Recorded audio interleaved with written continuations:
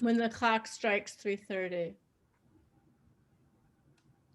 I think we're recording already. Yeah.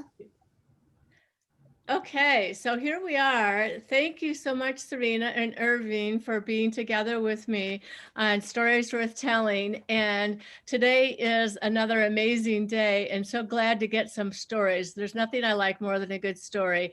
And Irving is going to be co-hosting today. And Serena is our guest today. And Serena, you got involved with Black Lives Matter, East Lyme Black Lives Matter, and you have recently changed the name, and we want to hear about that. Or you're calling yourself Southeastern Connecticut Organization for Racial Equity, and I love that. So, Serena, would you like to say anything to introduce yourself to some of our viewers who might be watching? Yeah. So my name is Serena Valentin. I was completely raised in East Lyme, went through all the East Lyme's public school system, and I graduated from East Lyme High School in 2016. I'm going to Western Connecticut State University for music education, for a Bachelor of Science in Music Education. And I kind of got involved with the East Lyme for Black Lives Matter group because Ben Ostrowski had started and hosted and planned and organized a protest on the town green in East Lyme. And I went to that and was just so inspired. There were speakers, we marched down Main Street, and there were so many people there. It was super inspiring and really cool to see so many people come out. And so I had approached him because I had heard that he planned it. And, you know, he gave me his contact information, and a couple of other people had also approached him about being more involved and just seeing what else we can do in East Lyme and how we can help and see if there's, you know, differences that we can make within our town and our local community, especially since I've been here my whole life and, you know, I was raised here. I wanted to be more involved locally. And so we started there and we made a Facebook group called East Lyme for Black Lives Matter. And we And you got started out, there were just a few of you in the beginning, if I remember correctly. Yeah, the Facebook group really only started out with, I think, maybe 30 or 40 people who had, you know, we'd invited to like the page and to join the group. But then, you know, we kept inviting people, spreading the word, and then the Facebook group ended up having, I think, around 400 people. So then we started getting more and more involved, mostly with education, and then from there just the ball kept rolling, and we kind of assign people as leaders of certain things, and we started subcommittees and then I was just just going to kept ask going you from the there. subcommittees. What are some of your subcommittees that you currently have? So through the East Lyme for Black Lives Matter group, we had subcommittees for event planning, for education, which was the one that I was directing, sort of, and affordable housing and policing. And so the thing about that is, as we're transitioning, we are trying to transitioning from East Lyme for Black Lives Matter to SCORE. We're trying to kind of get those people who were in those subcommittees and leading those subcommittees to be more involved officially with our organization, sort of. Sure. So we haven't completely like switched over all of the subcommittees. So that work with those people has kind of been paused for now as we were transitioning into a formal organization. So we're going to try to get those, you know, back up to speed and back working as soon as we can. Oh, And you leading sure. the operations that's encompassing all of those subcommittees, is that right? Yeah, definitely. So it's mostly like a lot of, well, the leaders of SCORE, we all kind of take on, you know, pretty equal responsibility for different things. But as director of operations, for me, it's more about how can we do this the most efficiently? How can we get the most people involved? And just making sure that, you know, everything is kind of efficient is really the word I like to use, and just doing the most in like a like an efficient way, I guess, is the only word that Well, really comes to my mind. efficient and seamless, I would think. Seamless would be the other Yeah. thing that you're trying to do. And you're all doing this remotely, which I think is really remarkable. You don't have a headquarters someplace, as far as I'm aware. Yeah, and so we try to meet as much as possible, and it makes it a little bit easier almost because we can just kind of all hop on a FaceTime call and discuss, you know, the things that we want to get done and the things that we've been doing or people who we've been contacting, and we can just hop on our phone and talk to each other and meet that way, which is, it's been working so far. I like it that you don't have to commute. Really, the Yeah, air is so definitely. clean these days. Have you noticed? Yep. Oh. And what was the main impetus that you went from kind of this grassroots, you said just a couple people up to 400 on this Facebook group? What was that cause to make it more formal into this nonprofit organization?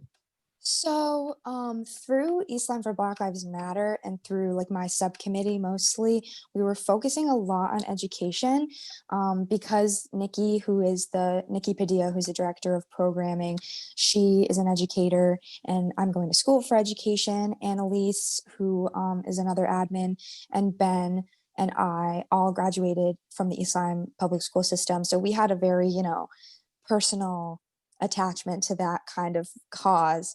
And so we also, went through the school system, and we knew where they needed improvements and where things could be changed. So we focused on that.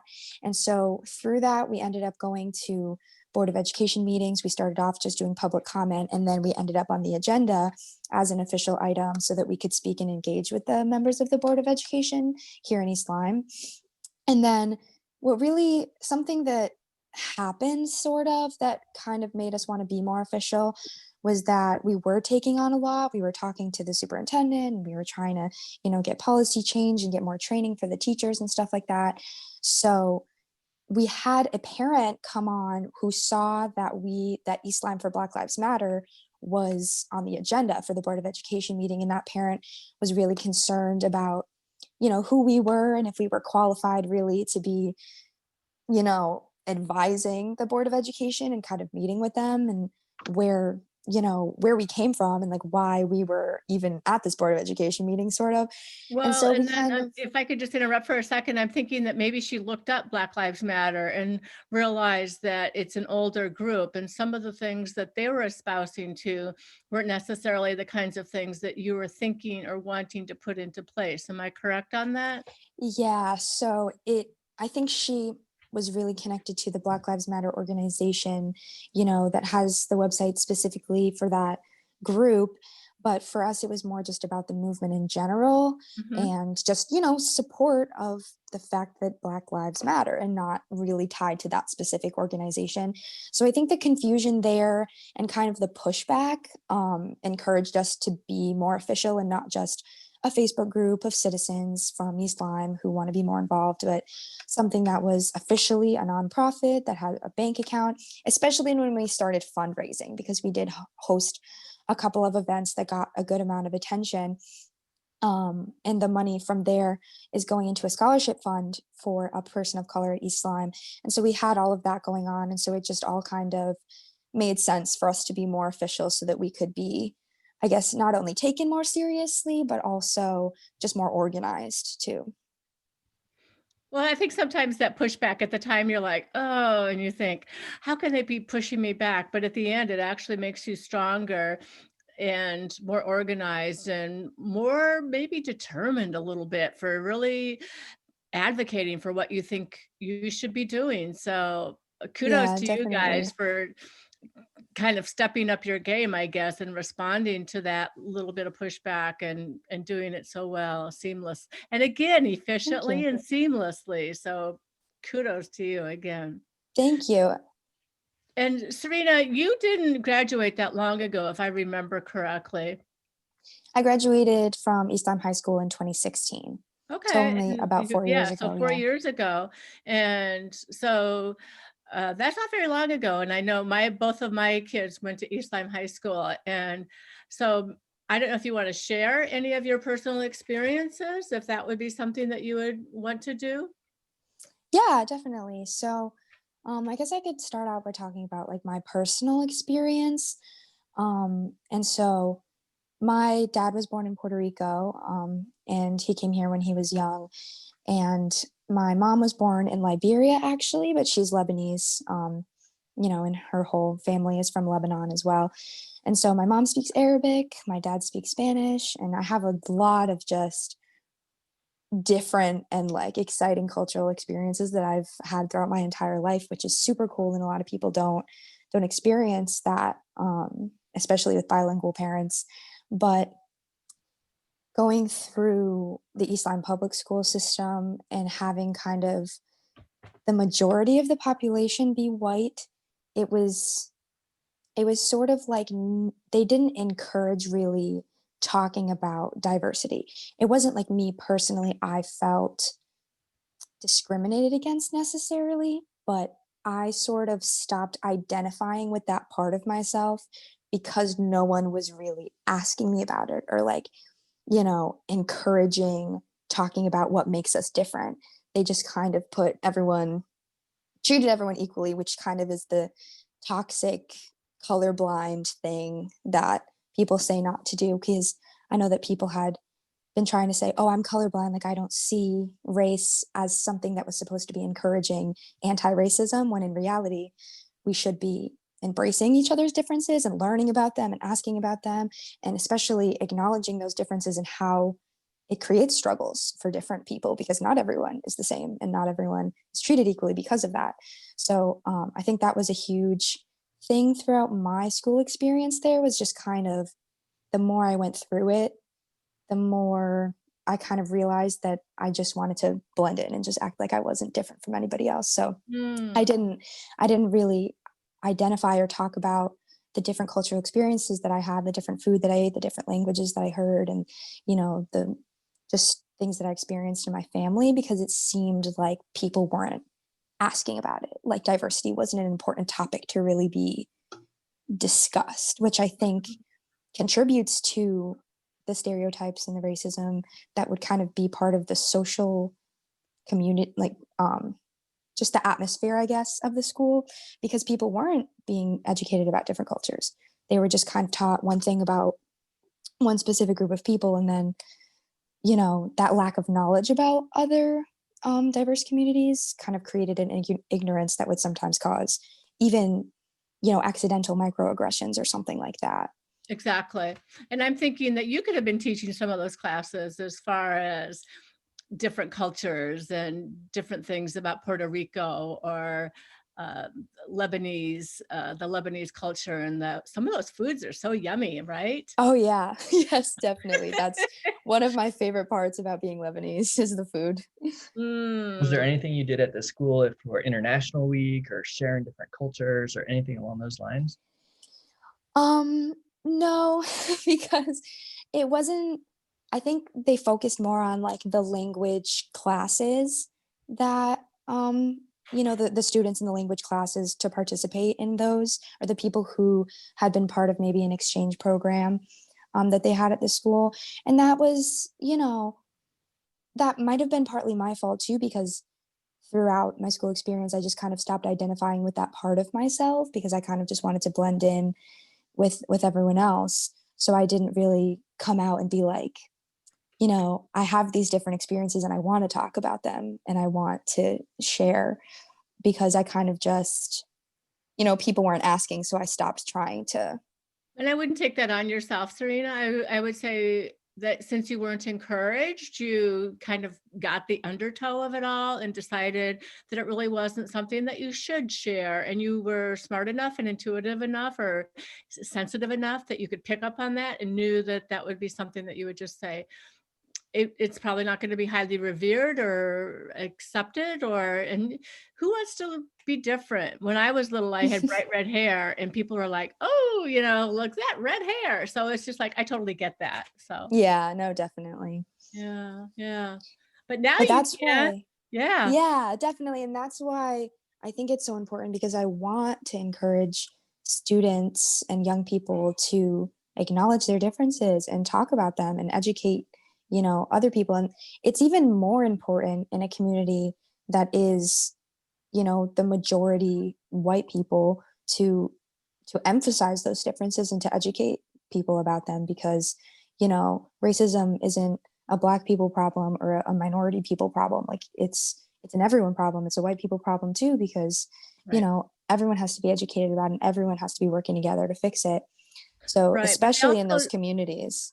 But I also don't want us to get into the habit of being, I don't know if it's lazy and thinking that it's up to people who are from diverse cultures or ethnicities to educate the rest of us who don't perhaps have some of those diverse opportunities. Do you agree with that? Yeah, no, I definitely do. And that's why I think, like, that's why we were focusing so much on the educators and training the teachers and the administrators in the school system, because, you don't want to rely on the minority students to be teaching their peers about, the things that they should be educated about in general, like in school. Exactly. So it should be, up to the teachers, the administrators, and the people who are facilitating these classrooms to be encouraging that, like, no matter what they look like. And Exactly. maybe like what you're saying, Serena, too, that instead of focusing on the problem of not emphasizing this or bringing this to light, maybe it is an opportunity that you have these really unique experiences, these unique foods that you want to share and knowledge. And if we can spread that, that's kind of what makes America so great, is we do have that diversity. Yeah, definitely. And I'm thinking also, Serena, dance and music. Like those are really two other avenues. I think the cultural Yeah. components, not just the educational or but just sharing the food, of course, is amazing, but the dance and the music, is that something that you're learning about and studying about in your curriculum? Um, yeah, so well, at school we have a world music class, and we learn about as many different cultures as we possibly can. But even that, at the university level, it's still, it can still be a problem because we spend one semester on world music, and Mm, then we have a full year dedicated to music history, but all of the music history that we learn about is European music history.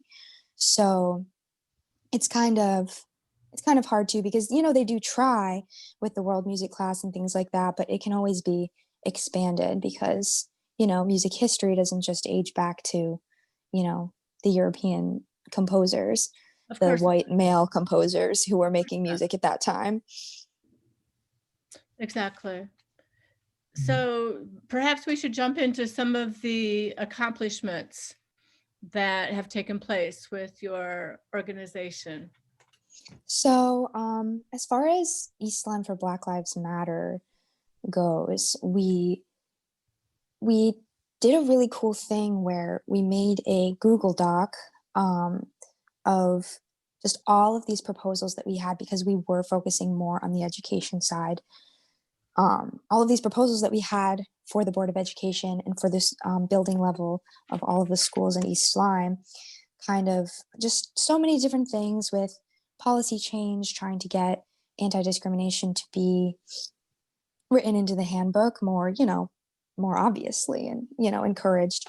And not only that, but having maybe organizations like clubs on the building level for minorities, like a Black student union, like they have at university levels. We have seen, we did some research and we've seen them at the high school level as well, and they worked out um, super well as far Does as that community exist building. currently, Serena? Excuse me for interrupting again. Does that exist currently? Do we have an organization? So not yet in East Lyme High School, but they did have an Encountering Differences program that already existed before our organization, and they would have students go into community members' homes and talk to them and learn about their different cultures and stuff like that.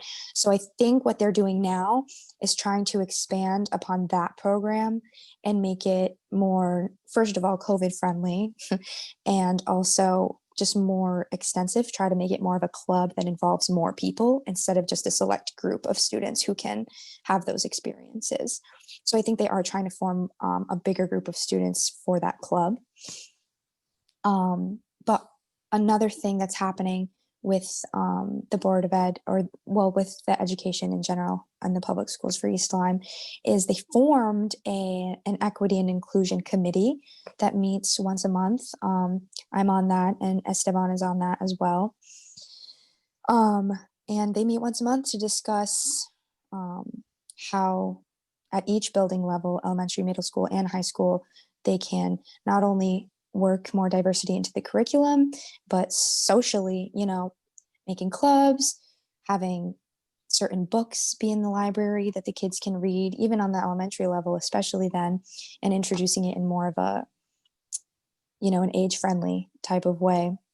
And so that's just a super amazing step, because the superintendent, Jeff Newton, is in there too every month. And it's just an amazing discussion between educators of different levels on how to continue this discussion in general and make as much difference as we can at each building level. So not only that, but the fundraising that we did, we have a very good chunk of money to put into a scholarship for an East, maybe even more than one scholarship. We haven't officially organized what's going to happen with that yet, specifically as far as the scholarship goes. But that is going to go to a person of color or people of color from East Lyme High School. And so we're working with the scholarship organization on that. But then my understanding too is that some of that money might be appropriated for some curriculum materials or for books if necessary, so that you could perhaps boost up the resources. yeah, so when we had been meeting with a bunch of teachers from the high school level. Every single week we were meeting with them, because it was just a group of teachers who wanted to continue the discussion. And this is when we were still East Lyme for Black Lives Matter. And so we would just get together and discuss different ways to try to enhance the, discussions in the school system. And that group sort of formed into the Equity and Inclusion Committee. And then we added teachers from the elementary and the middle school level. So we've been discussing with them and the teachers for several months. And during one of those meetings, they had expressed to us that, sometimes it's just not in the budget to get extra books or to try to change the curriculum to include more diversity, because they don't have the materials or they don't have the budget for the materials. So that was something that we wanted to try to support them on. And so I have been trying to discuss with the administration at the high school on what the teachers might specifically need and if we would be able to help with that. Because, getting some books and getting some materials, or even paying for an online training for students would be something that we would be interested in doing as well. That sounds But good. since we formed SCORE, we're trying to, we're only a couple months old, so we're trying to veer more into the direction of policing, affordable housing, and things like that. So we're just now starting to research that more and connect with other communities about that. So it's really just the beginning. Well, there's just so much to do. And you mentioned, Serena, you mentioned microaggressions, and I'm not sure everybody would know what microaggressions are. And I have to be honest and admit to you that I just learned what they are through some of your Black Lives Matter cohorts, and maybe give us some examples of that, because I know that there's a lot of different examples of microaggressions, and people may not even realize that they are. I know I have had my eyes open, like, ooh, I might have done that, or I have done that. So, and it's always okay, right? If you make a mistake, ask forgiveness, apologize. I didn't mean to offend you, and we learn and we get better, right? Yeah, no, definitely. And as long as you're asking and acknowledging those things, I think that's super important. So a microaggression is something that can happen that can be hurtful or offensive to, a person of color, that isn't necessarily super obvious, or a person trying to be actively racist. It can happen, and you wouldn't even know it, because it's slight. It could be slight comments, even a look. If something that you're not used to, you have a reaction to that will affect that other person. So let's say even, oh my gosh, your hair is so big and fluffy, can I touch it? That can be super offensive to someone who, that's part of their identity. It's not something that's like a novelty that you just get to, invade someone's space. And so it can be a lot of different things. Even just asking questions. Like, where are you from? Yeah, Yeah, like, exactly. where are you Something really like from? that. Are you really from East Lyme? Are you sure? Yeah. Yeah, like, where are you from, Like, right? where were you born? Just because I look a certain way doesn't mean I'm not an American citizen. And that, and a lot of people, when they say things like that, they don't mean direct harm, but it can be super offensive, and being more aware of that is just the goal in general. We're saying somebody's so articulate, and oh, she's so articulate. Well, yeah. Yeah, even, I think I've heard people comment about how in the Black community, people will say, "Oh, well, you're like whitewashed," or something like that, because they're intelligent, they're educated, they're articulate, things like that. That, is super offensive, because it's not that only white people are educated, articulate, and so yeah, it's a bunch of different things, and some of them more obvious than others too. I Mm. think it's great too, Serena, how you guys have quickly expanded just from East Lyme now to SCORE, more of a regional approach. How much have you looked to connect with other organizations, whether that's around Connecticut or even around the country? So we're just kind of getting started with that now that we have finished all the paperwork to apply to be a nonprofit and everything. So we met actually just yesterday with a group called Old Saybrook March for Justice, and they have been doing marches since June every single week in Old Saybrook and the surrounding towns, and they have done so much. They have a bunch of different members of the community consistently showing up, and they've been working not only with just the marches, but they got their town to name racism, or to declare racism as a It's what's a the word, as public a health health issue. crisis. Yeah, Right. that's what I was looking for, as a public health crisis, and that's what we're trying to get done in East Lyme as well. There has been a little bit of pushback there, but not only that, but they're trying to focus on public art, which I think is something super cool that a lot of people isn't necessarily on their radar. And so they're trying to expand to get more people of color working with people in their town, and just combining forces to create art, and to spread that, and not only just create art in general, but to create powerful art, which is super cool.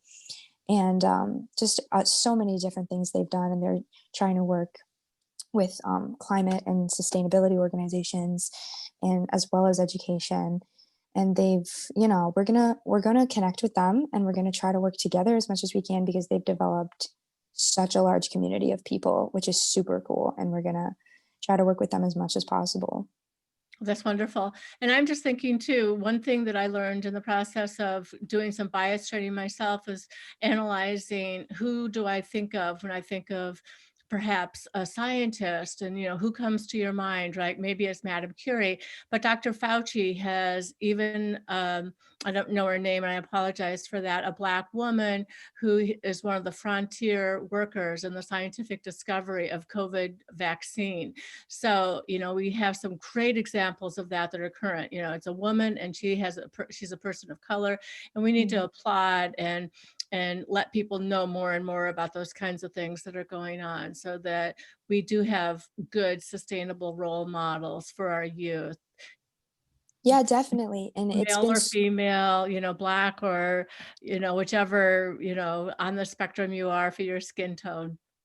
Absolutely. And that's another thing that's been really cool that the Old Saybrook organization has been doing, is talking to local healthcare workers too, people of color, and talking about their experiences in the, healthcare world, and how people of color are even treated differently there as well. Which is, as you mentioned, Dr. Fauci's associate, it's super cool that now the legislation was passed in Connecticut to require the every high school in Connecticut to offer a Black and Latino studies course, because I think they will be highlighting people like that, and highlighting Absolutely.